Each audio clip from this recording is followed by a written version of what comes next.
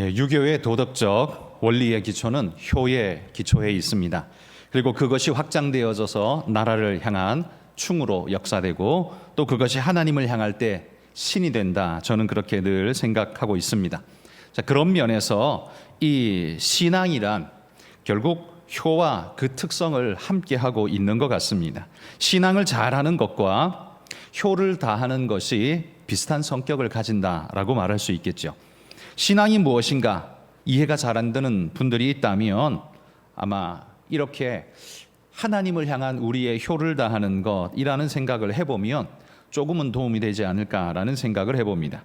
그런데 이런 신앙을 참 잘해서 칭찬받는 교회가 있습니다. 그럼 바로 오늘 우리가 살펴보는 데살로니가 교회입니다. 우리가 수요일마다 살펴보고 있는 이 데살로니가의 말씀을 보자면 바울이 이 교회를 향한 사랑이 얼마나 대단한가를 우리로 보게 합니다. 한마디로 말해서 마치 바울의 눈에서 꿀이 떨어진다라는 표현을 쓰는 것이 맞을 것 같습니다. 데살로니가 교회를 향한 바울의 마음은 감격과 기쁨과 사랑 그 자체였습니다. 데살로니가 전서 1장 3절에 보면 이렇게 그 교회를 소개합니다. 같이 한번 읽어봅시다. 너희의 믿음의 역사와 사랑의 수고와 우리 주 예수 그리스도에 대한 소망의 인내를 우리 하나님 아버지 앞에서 끊임없이 기억함이니. 믿음의 역사, 사랑의 수고, 소망의 인내가 데살로니가 교회의 신앙 특징으로 드러나 있는 그것을 내가 보니 너무 기쁘고 너무 감사하다라는 이야기를 지금 하고 있는 거죠. 그러니 이게 얼마나 아름다운 모습입니까? 게다가 데살로니가 전서 1장 7절에도 보면 이렇게 말합니다. 읽어봅시다. 그러므로 너희가 마게도냐와 아가야에 있는 모든 믿는 자의 본이 되었느니라. 그들 주변 지역의 모범교회로 손꼽히고 있다는 거죠. 사도가 알아주는 손꼽히는 교회라면 여러분 이게 얼마나 감격스러울까요? 그렇게 인정받을 수 있는 교회라면 얼마나 자랑스러울까요? 그런데 뿐만 아니라 이들의 신앙의 특징을 보여주는 모습이 또 있습니다. 2장 13절 읽어봅시다. 이러므로 우리가 하나님께 끊임없이 감사함은 너희가 우리에게 들은 바 하나님의 말씀을 받을 때에 사람의 말로 받지 아니하고 하나님의 말씀으로 받음이니 진실로 그러하도다. 이 말씀이 또한 너희 믿는 자 가운데에서 역사하느니라. 그들이 이런 훌륭한 교회가 될 수 있었던 이유가 뭐냐? 그 본질적 이유를 여기 2장 13절에서 소개해 주는데요. 그들이 하나님 말씀을 들을 때에 그걸 그냥 사람이 전하는 사람의 말로 듣지 않고 그냥 좋은 강의, 훌륭한 권면 이 정도로 듣는 게 아니라 하나님의 말씀으로 그들은 받았다라는 거죠. 자세 자체가 완전히 달랐다라는 말입니다. 좋은 신앙인의 공통적인 특징이 여러분 바로 여기에 있습니다. 말씀 듣는 태도와 자세를 보면 저 사람 신앙이 좋겠다 나쁘겠다는 대충 어느 정도 감이 잡힙니다. 신앙 말씀을 듣는 태도와 자세가 좋지 못한 사람이 신앙 좋을 리는 거의 없습니다. 그러니까 말씀을 들을 때 그 말씀을 그냥 귀찮고 늘 듣는 오늘도 저거 들어야 돼 라는 마음으로 듣는 사람이 신앙 좋을 리가 있겠습니까? 그런 마음속엔 신앙이 자랄 수가 없습니다. 그런데 그 말씀 하나하나를 우리가 매주 듣는데 또 일주일에 몇 번을 듣는데 그럼에도 불구하고 주님 앞에 나와서 듣는 그 말씀을 하나님 앞에 무릎 꿇은 것 같은 그런 자세로서 듣고 있는 사람이라면 그 사람이 말씀을 대하는 자세는 바로 하나님을 대하는 자세를 보여주는 것이죠. 그러니 그 사람은 그 말씀 하나가 땅에 떨어지지 않고자 다 받아 먹는 그런 훌륭한 모습을 보인다는 거죠. 말씀을 하나님 말씀으로 확실히 믿고 받는 이들은 거의 대부분이 신앙이 좋을 수밖에 없습니다. 그런데 말씀을 강연처럼 듣는 사람들이 있습니다. 말씀을 그냥 사람의 권면처럼 듣는 사람들이 있습니다. 이들의 자세는 늘 자기중심적인 자세를 견지할 수밖에 없습니다. 왜냐하면 강연이 뭡니까? 사람의 말이죠. 자신의 지식을 논리정연하게 풀어내고 있는 말입니다. 그런데 그거 굳이 내가 들으려면 들어도 되고 안 들으려면 안 들어도 됩니다. 강연이란 건 그렇습니다. 권면 그건 내가 받아도 되고 안 받아도 됩니다. 동급의 사람이 말하는 것이기 때문에 판단은 내가 하면 되는 겁니다. 그런데 여러분, 우리가 하나님의 말씀을 받을 때 그런 식으로 우리가 하나님 말씀을 받는다면 우리의 신앙은 결단코 성장할 수가 없습니다. 왜? 그 사람은 자기가 중심이기 때문이죠. 그러니까 말씀보다 자기가 우위에 서 있어서 저 말씀을 들을지 말지를 자기가 선택하고 있는 겁니다. 그러니 그런 사람은 말씀이 그 안에서 역사하고 하나님의 은혜가 부어지는 것을 경험하는 것이 이게 쉽지가 않은 거예요. 그러니까 내가 인정할 만한 학술적 뛰어난, 그리고 언변적 뛰어난, 실력적 뛰어난 뭔가가 있을 때만 좀 들어줄만 하군 이렇게 하고, 좀 그렇지 못할 때에는 냉정하게 잘라버리고 들을 필요도 없다라는 생각을 하게 된다면 여러분, 그 사람의 마음속에서는 절대로 신앙이 자랄 수 없습니다. 듣기 좋은 것, 자기가 원하는 것, 이런 말만 듣는 사람은 결단코 온전한 신앙인이 될 수 없다는 거예요. 그러니 여러분, 이런 사람의 심령 속에서 이런 데살로니가 교회 같은 이런 진짜의 신앙의 모습이 나타날 수 있을까요? 데살로니가 교회 성도들은 어떻게 이런 칭찬받는, 사도에게 칭찬받는 성도가 될 수 있었을까요? 그 가장 훌륭한, 가장 중요한 이유는 바로 말씀을 대하는 그들의 자세에 있었다라는 거지요. 데살로니가 교회의 입장에서 보자면요, 바울이라는 존재는 헬라인의 입장에서 봤을 때 유대인은 사실은 한 단계 낮은 하급의 존재일 뿐입니다. 그 당시에는 로마가 지배했지만 문화적으로는 헬라가 지배했기 때문에 이 어깨에 잔뜩 힘이 들어가 있는 게 헬라인입니다. 그런데 데살로니가 성도들은 헬라인이면서도 자기들보다 2등 시민이라고 말할 수 있는 저 유대인 중에 한 사람인 바울이라는 자가 말하는 그 이야기를요, 그냥 사람의 말이 아니라 하나님의 말씀으로 받는 그런 겸손함을 보여줬다는 겁니다. 물론 그 전해지는 바울의 말씀 속에서 성령의 권능이 있었겠지요. 그것을 그들은 감지했을 겁니다. 그래서 그 말씀을 아멘으로 받으면서 하나님 말씀으로 소화했을 겁니다. 그래서 듣는 그들의 심령이 성령에 감동되어 하나님 말씀을 말씀대로 받고 믿음으로 역사하는 교회가 되었을 겁니다. 여러분, 어찌되었든 이들의 심령 상태가 너무나 아름답지 않습니까? 우리 한가람의 모든 성도들은 이러할 수 있기를 소망합니다. 이런 옥토밭 같은 마음 자세를 가진 이들이라면 여러분, 그 어떤 목사가 와서 설교를 해도 여러분에게 은혜가 될 것입니다. 받고자 한다면 하나님의 귀한 은혜가 그 어눌한 목사의 입을 통해서라도 성령께서 역사하시면 그 모든 일들은 가능할 줄 믿습니다. 여러분, 이런 신앙을 갖는다는 건 사실은 굉장히 어려운 일입니다. 쉬운 일이 아니죠. 그런데 데살로니가 교회가 그 어려운 걸 해내는 그런 교회였다라는 말이에요. 그러니 그들을 생각하면 바울이 꿀이 떨어지는 게 당연하죠. 기껏해야 새 안식일 3주 딱 가르치고 떠나왔는데, 3주 딱 가르치고 떠나왔는데 그 성도들이 이런 믿음의 모습을 보여준다는 건 너무나 놀라운 일이 아닐 수 없는 거죠. 바울의 입장에서 너무너무 감사한 겁니다. 사랑받을 자격이 충분하다고 생각할 수밖에 없습니다. 그러니 그들에게 써보내는 이 서신의 느낌도 전체적으로 사랑 가득한 모습일 수밖에 없는 겁니다. 자, 그런데 오늘 제가 여러분과 나누고 싶은 메시지의 핵심은 이러한 훌륭한 신앙인들을 향해서 바울이 이만한 신앙의 모습이라면 무슨 권면을 더할 게 있을까요? 그런데 사도 바울께서는 마지막으로 당부하는 권면을 오늘 본문을 통해서 전하고 있습니다.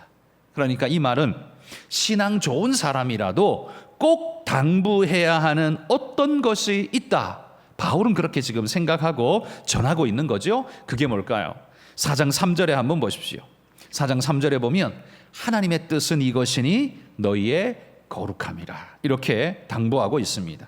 여기 거룩이라는 것의 특징은 사실 제가 여러 번 말씀드리지만 거룩은 인간의 특징이 아닙니다. 인간에게서 나올 수 있는 특징이 아니에요. 그건 철저히 하나님에게서만 나올 수 있는 특징입니다. 그런데 그런 걸 왜 데살로니가 교회에 요청하고 있을까요? 그건 데살로니가 교인들이 하나님 같은 거룩을 소유해야 된다는 말을 하는 건 아닙니다. 불가능한 이야기죠.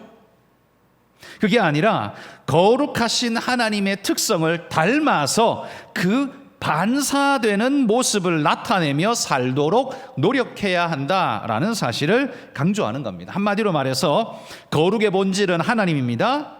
빛과 열이 태양에게서 쏟아져 나오는 것처럼 거룩도 하나님에게서 나오는 겁니다. 그런데 그 태양빛을 받은 달이 또한 그 달이 빛을 내는 것처럼 우리에게 보여지듯이 달은 빛을 발광하는 발광체가 아님에도 불구하고 우리가 볼 때에는 밤에 빛이 나는 것처럼, 빛을 스스로 쏘는 것처럼 느껴지는 것처럼 우리 인생 그리스도인 성도에게는 거룩이라는 것이 스스로에게서 나가지 않지만 하나님의 거룩을 받아서 전달하는 반사체로서의 거룩, 달빛 같은 거룩, 그 거룩은 우리에게 있어야 한다라는 사실을 강조한다는 거예요.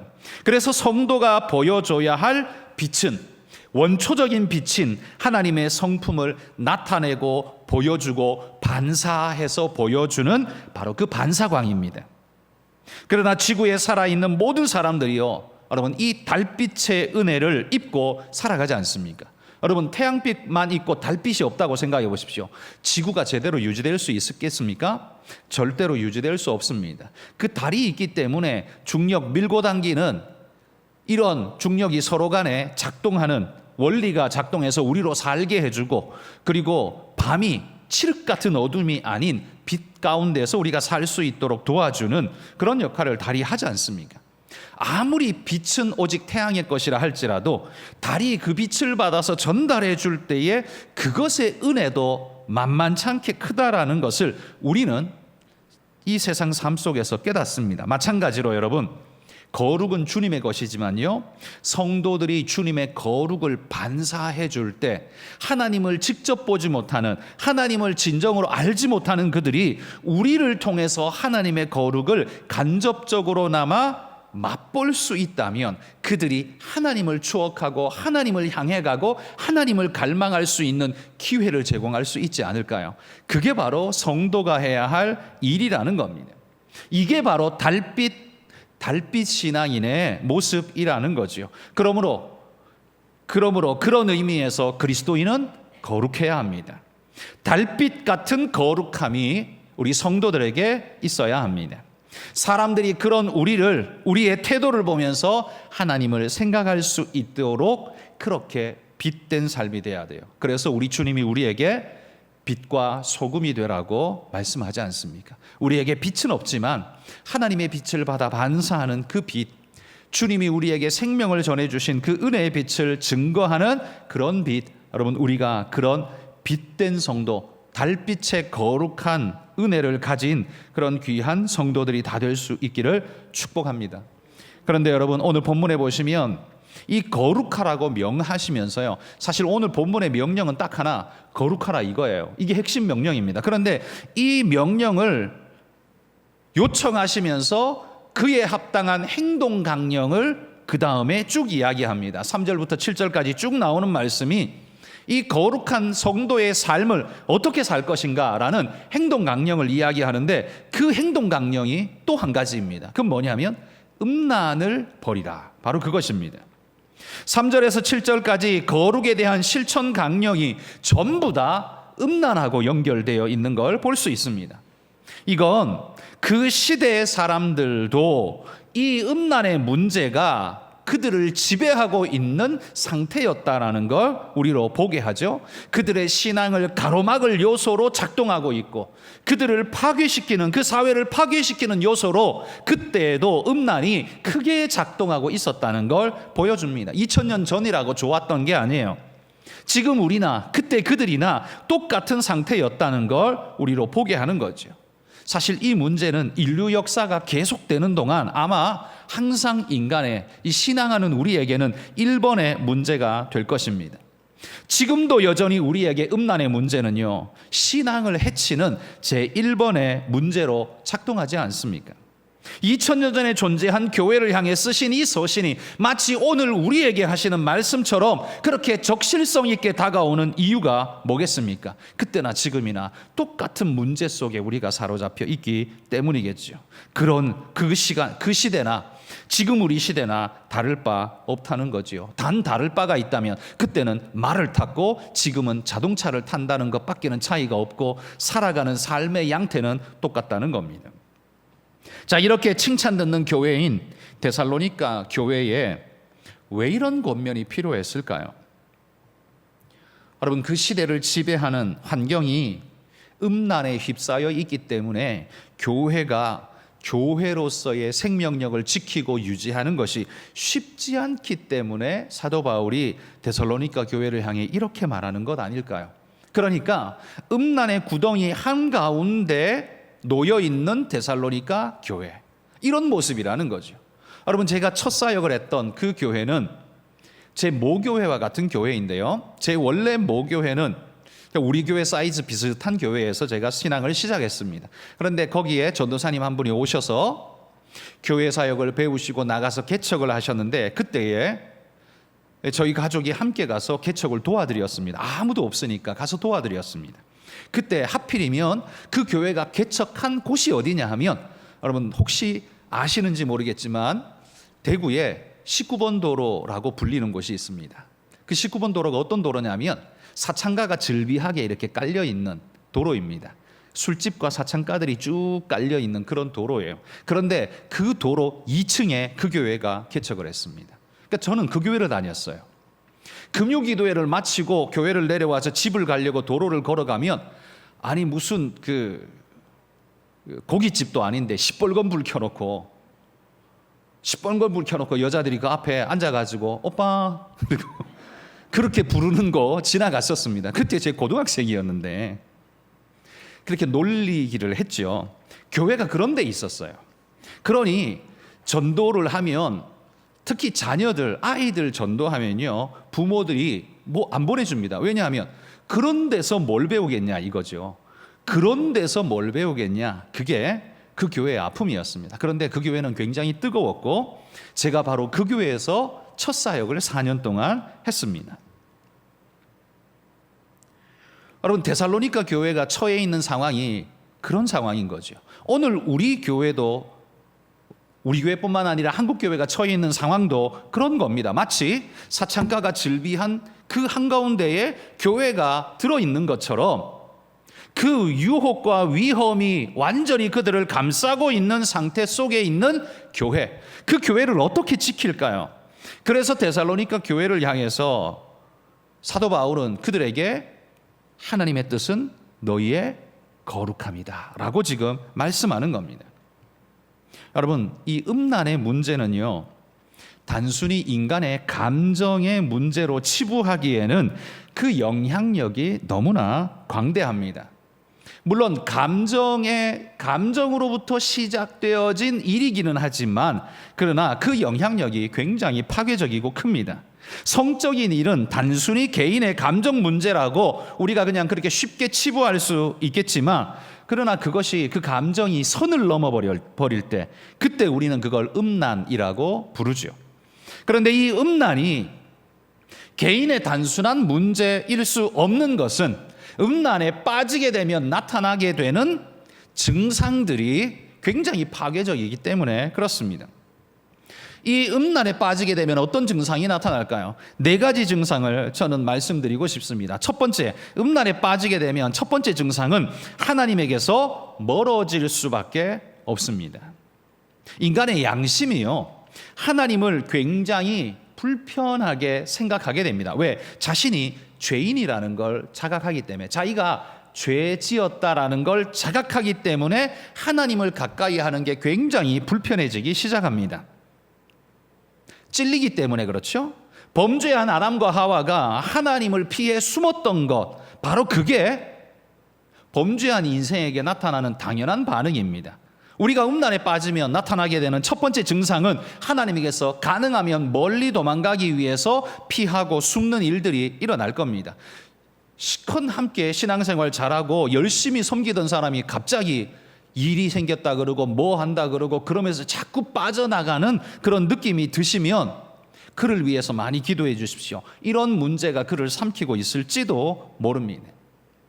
음란에 빠지면 첫 번째 증상, 하나님에게서 멀어질 수밖에 없습니다. 두 번째 증상은요, 부부의 신의가 깨어지게 됩니다. 이거 뭐 당연한 거겠죠. 부부간에 일어나는 문제 중에 가장 고통스럽게 하는 게 이거 아닐까 싶습니다. 여러분, 실수해서 내가 치밀하지 못해서 돈을 좀 잃을 수도 있죠.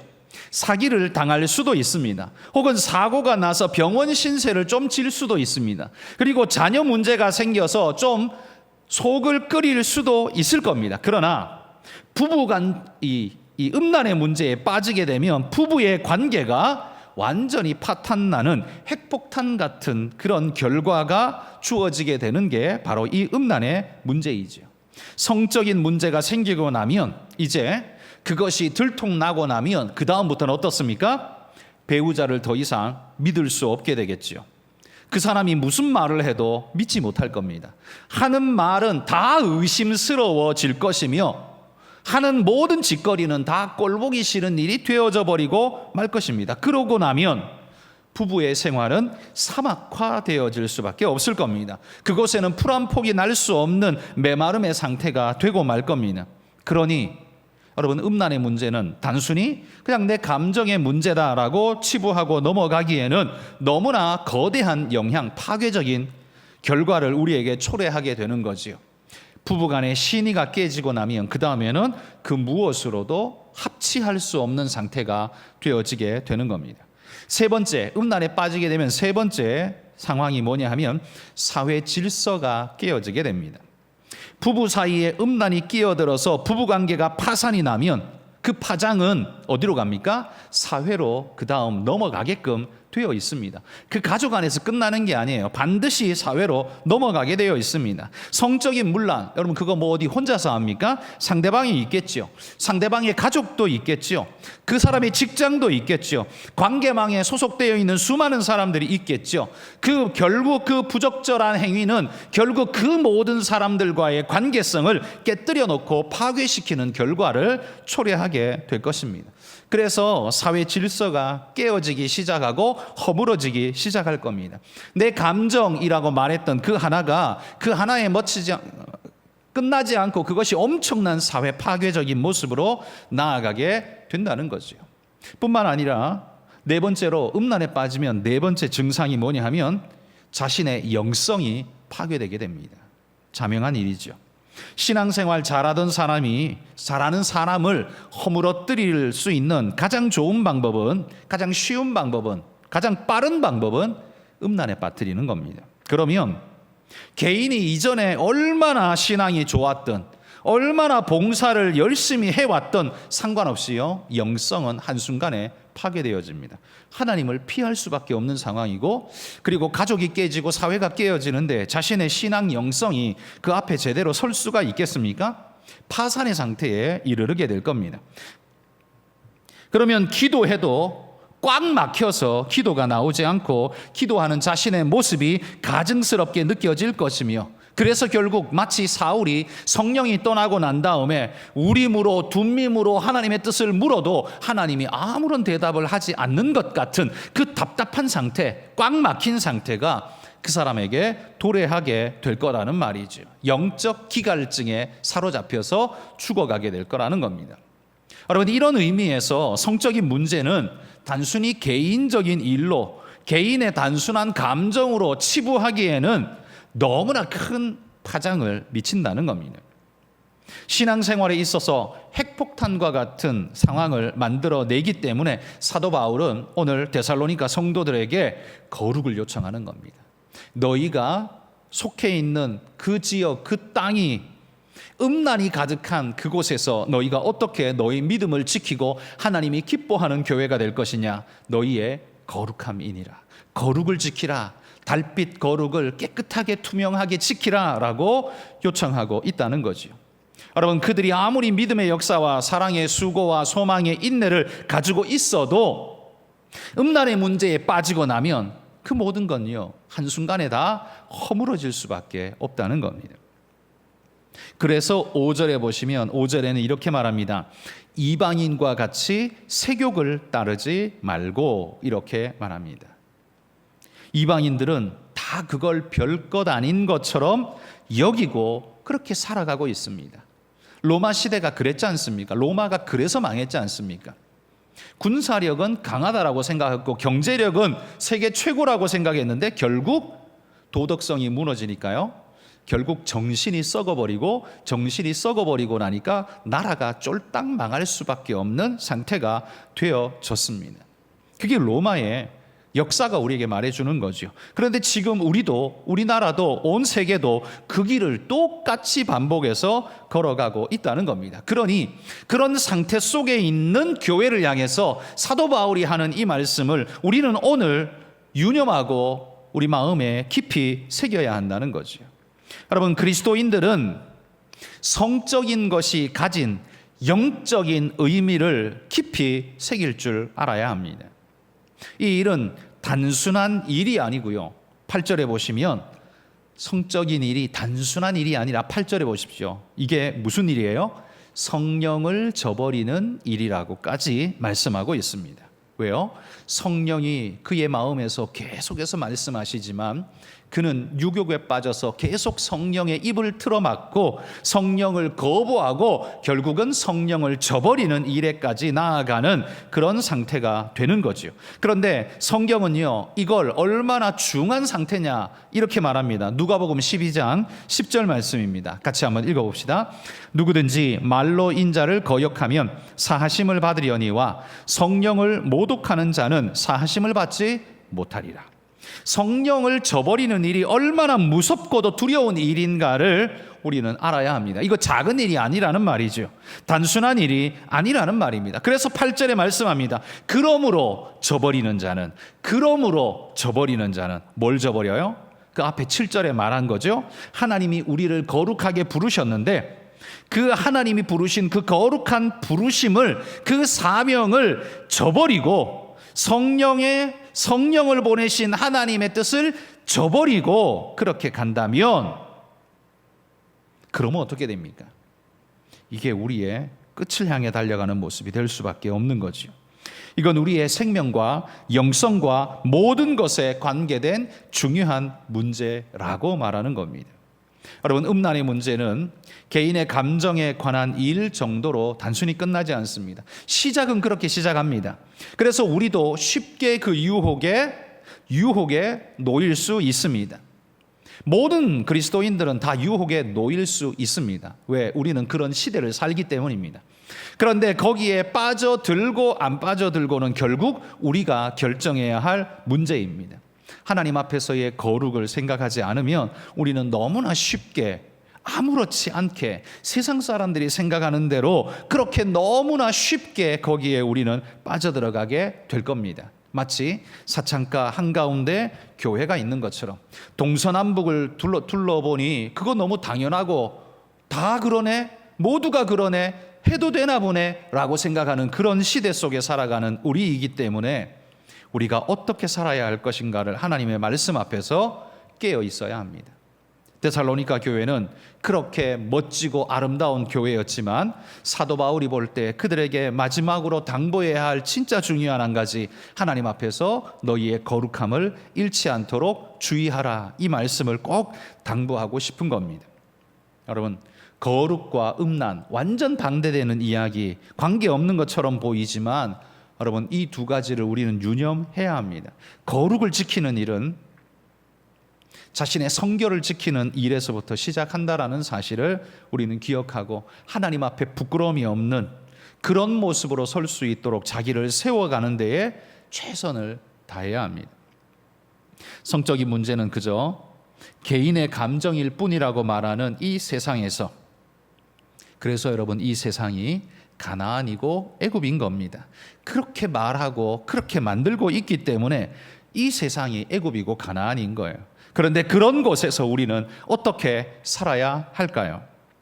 바닷물처럼 거대하게 우리를 덮쳐오는 이런 문화와 인식 속에서 우리가 성경대로 믿음을 지켜가는 것, 마치 태평양에 조각배 하나 띄워놓은 것처럼 위태롭고도 위태로워 보이는, 불안해 보이는, 보잘것없는 모습처럼 우리에게 그렇게 여겨집니다. 그러나 여러분, 그 믿음을 지켜나가면 하늘에 예비한 신령한 축복을 너희에게 주실 것이라고 성경이 우리에게 약속해 주고 있습니다. 여러분, 힘들고 어렵지만 우리가 우리의 믿음을 끝까지 잘 지켜갈 수 있기를 소망합니다. 우리를 무너뜨리는 죄의 요소는 음란만 있는 게 아니라 욕심도 있고 여러 모양으로 나타나는 게으름도 있고 우리 안에 수많은 종류가 있습니다. 그러나 그 중에서 우리가 가장 쉽게 빠질 수 있고 우리를 가장 흔하게 유혹하고 있는 요소, 바로 이 음란의 문제를 오늘 사도 바울은 데살로니가 교회에게, 그 신앙 좋은 교회에게 마지막으로 권면하고 있다는 사실을 기억하면서 우리가 우리의 신앙을 지키는 이 일 결코 쉽지 않은데 그 신앙을 끝까지 잘 지켜나갈 수 있는 믿음의 일꾼들이 다 되시기를 주의 이름으로 축복합니다.